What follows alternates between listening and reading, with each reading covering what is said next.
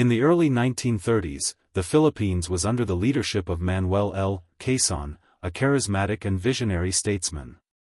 He had a great dream, to see his beloved country free from colonial rule and become a sovereign nation.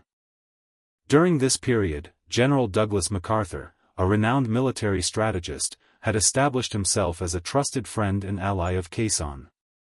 The two men had developed a deep bond of trust, forged through their shared commitment to the Filipino people and their aspirations for independence. As the clouds of global conflict gathered, Manuel Quezon foresaw the looming storm and understood the importance of having a strong military preparedness. He knew that the Philippines, still under American sovereignty, needed a capable and well-equipped defense force. In a series of clandestine meetings, Manuel Quezon and Douglas MacArthur hatched a plan to bolster the Philippines' military capabilities discreetly. Aware that the American government might not allocate sufficient funds, Quezon made a daring decision.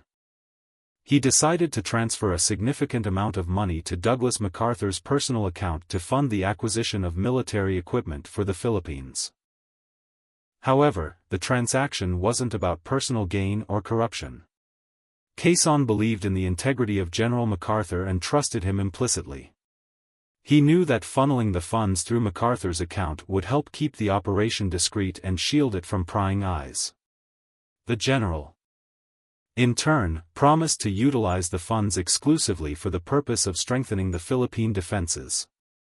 The $500,000 transfer took place under the utmost secrecy. To maintain the facade of legality, MacArthur meticulously documented the use of the funds for military purchases and ensured that every penny was accounted for. The acquired military equipment included artillery, aircraft, small arms, and other vital resources to bolster the Philippine military. Their covert operation continued for several months, and the Philippines' defense capabilities gradually improved. Both Quezon and MacArthur worked tirelessly to ensure that the money was well spent and that the purchases would make a difference when the need arose. However, secrets are seldom kept forever. In 1935, the Philippine Commonwealth was established, and Manuel Quezon became its first president.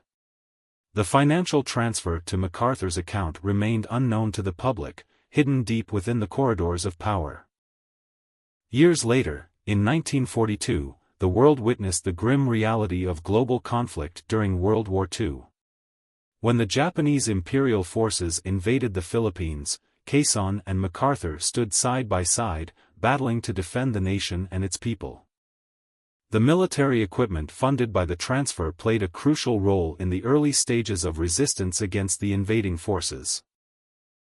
Though the Philippines eventually fell to the Japanese, Quezon and MacArthur's courage and resilience were evident as they continued to fight from exile.